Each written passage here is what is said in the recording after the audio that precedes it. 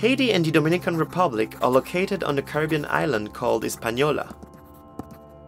Long before the white men arrived, the native Taino lived on the island. They were very peaceful people. In the year 1492, Columbus crossed the Atlantic with 3 ships and discovered the New World. With swords and cross, he changed the destiny of the people forever. The Spaniards enslaved the Tainos and brought smallpox, cholera, avarice, and arrogance along with them.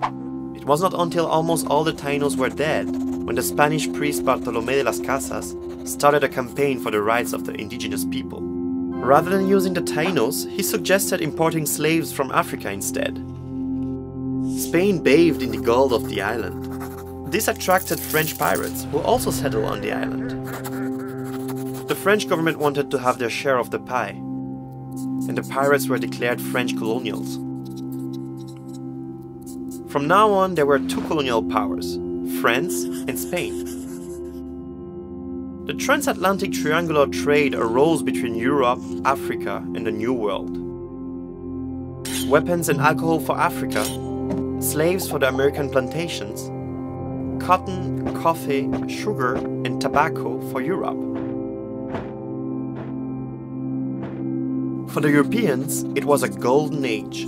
They sweetened their lives with the new luxury commodities from slave labor. In Haiti, a single settler had an average of 10 slaves. 1/3 of the slaves died a few years after their arrival. But this was not a big problem for the plantation owners. They simply picked up new ones as a replacement for the dead. And to make sure that the slaves were well behaved, they were beaten, mutilated, castrated, crucified, boiled alive in sugar syrup, and raped. This is when a new religion emerged, which united the slaves from different regions of Africa, the voodoo cult. Through the French Revolution, the wind of liberty, equality, and fraternity blew in France, and it blew over to the Caribbean. A few years later, the time had come. During a secret ceremony, the voodoo priest Duty Bookman called for a slave rebellion. He himself was killed, but the revolution was unstoppable. 3 former slaves, Louverture, Dessalines, and Christophe, led the uprising. The revolution was not only about ending slavery, but also about independence from France. The first black republic of the world was born. Dessalines ordered for all whites to be tortured and killed.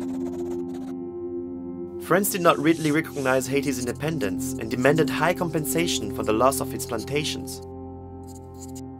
To avert a renewed French attack, Haiti accepted the claims 40 years after the revolution. Now they had to pay off with money what they had already paid for with their blood. The payment of the compensation lasted until after the end of the Second World War, and it damaged Haiti's economy up until to this day. But the freedom did not mean peace. After the independence, the blacks and the mulattoes fought for power. Until the 20th century, one coup followed another. During the First World War, Haiti went through a second round of imperialism. Now it was America's turn. Under the pretense of wanting to stop the ongoing violence, they wrote a new constitution and improved the infrastructure. However, they only managed to achieve this through forced labor, torture, and murder. After the US withdrawal from Haiti, an Haitian despot followed. In 1957, the physician Papa Doc became president. Papa Doc murdered his political opponents using his personal militia, the Tonton Macoute. Over 30 years, they imposed terror on the Haitian people. 30,000 people were killed under his leadership. Haiti was looted and the country's academics fled abroad. After his death, his 19-year-old son, Baby Doc, took over the power. When Baby Doc was overthrown in 1986, he took hundreds of millions of dollars with him into exile. Now one Haitian president replaced the next. Coups were back on the agenda again. In 1990, the first truly democratic election in the country took place. The priest of the poor, Jean-Bertrand Aristide, was elected president. However, a few months later, the military instigated a coup and the struggle for power continued. The UN and the US imposed a 2-year trade embargo, which damaged the already fragile economy of Haiti even further. Social and political unrest followed.